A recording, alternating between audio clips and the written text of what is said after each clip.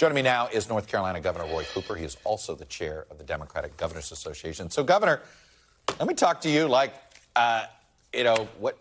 what should a voter do? They don't like this economy. They're unhappy. Why shouldn't they blame the Democrats?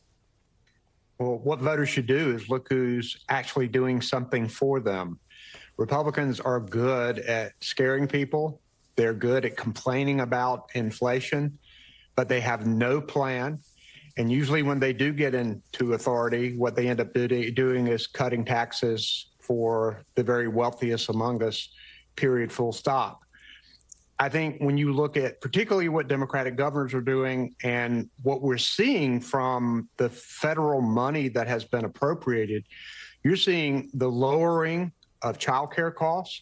You're seeing putting a cap on prescription drugs for seniors. Mm-hmm. You're seeing governors getting auto insurance rebates for their constituents. You're seeing governors lowering food tax, looking for ways to lower costs to families.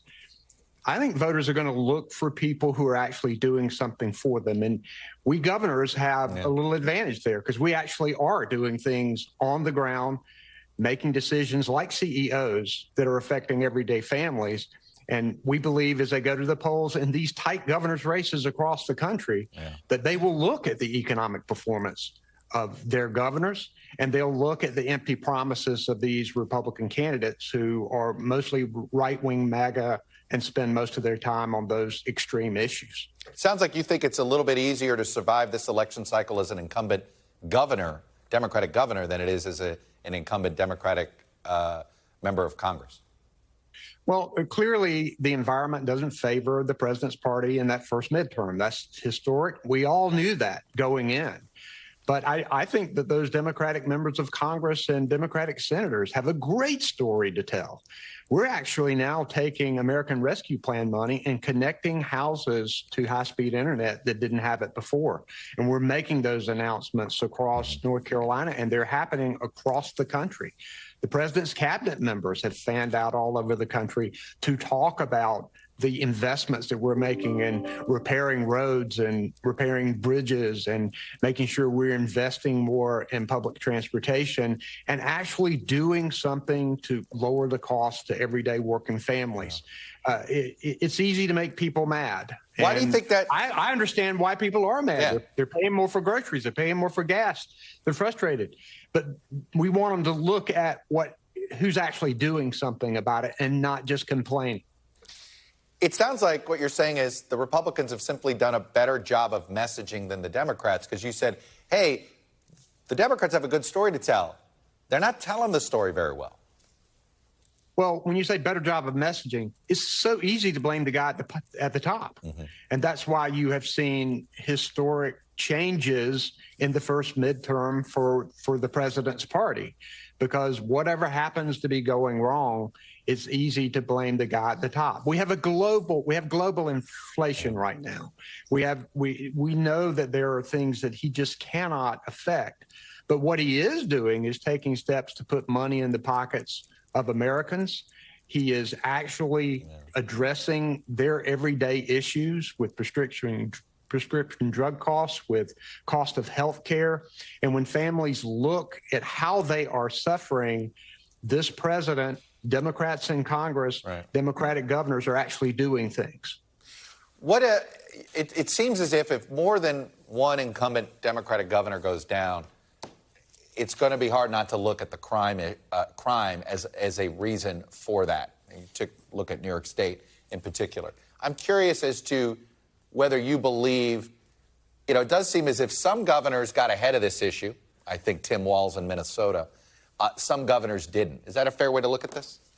Well, governors are actually doing something about crime. Let's start off with the fact, and all the Democratic governors believe this, everybody deserves the right to be safe from crime, to be safe in their homes and in schools, that criminals should be held accountable, and that we should fund our police and make sure we have the best and brightest. In fact, a lot of Republican budgets actually hurt funding of police because we know that instead of tax cuts for the wealthy, that we need to attract good people into law enforcement. But I think a lot of governors are talking about the fact that you can't be tough on crime when you're soft on gun safety. And Democratic governors have gotten ahead of this issue of trying to make sure that we are taking steps like red flag laws, right, greater background checks, making sure that we're doing things to actually protect the public.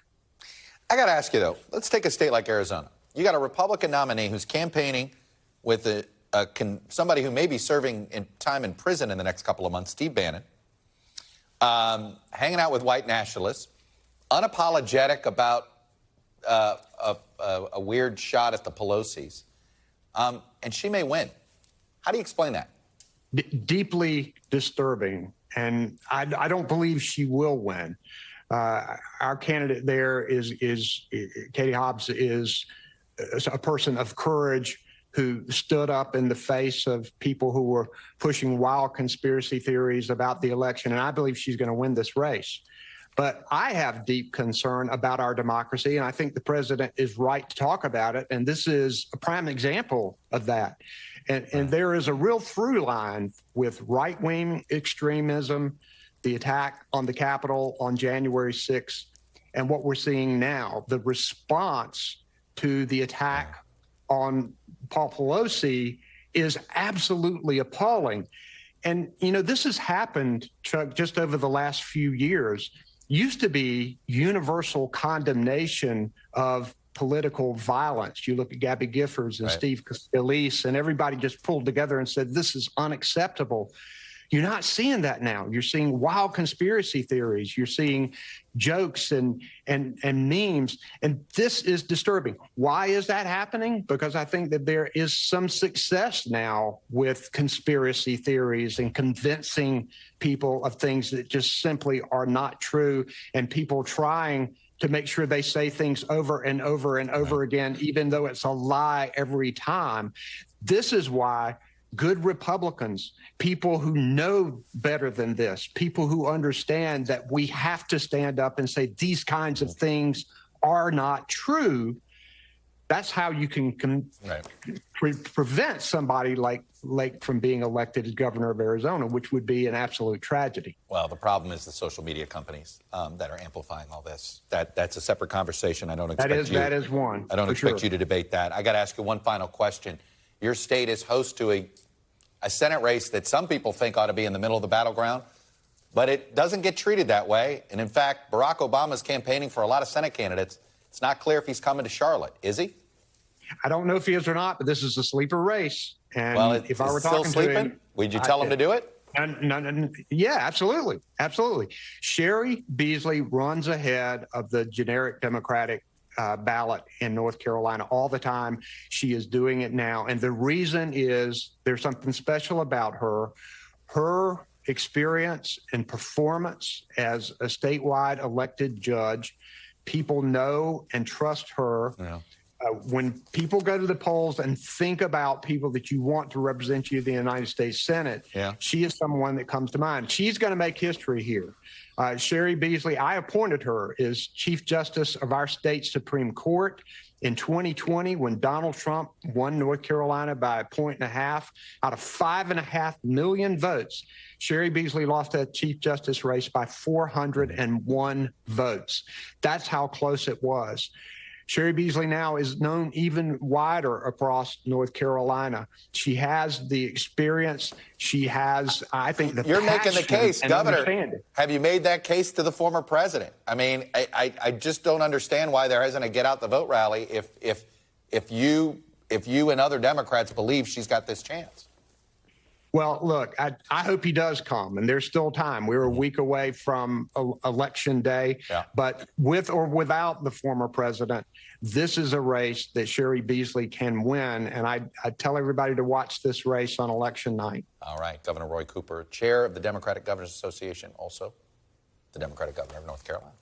Governor, thanks very much. Thanks for watching our YouTube channel. Follow today's top stories and breaking news by downloading the NBC News app.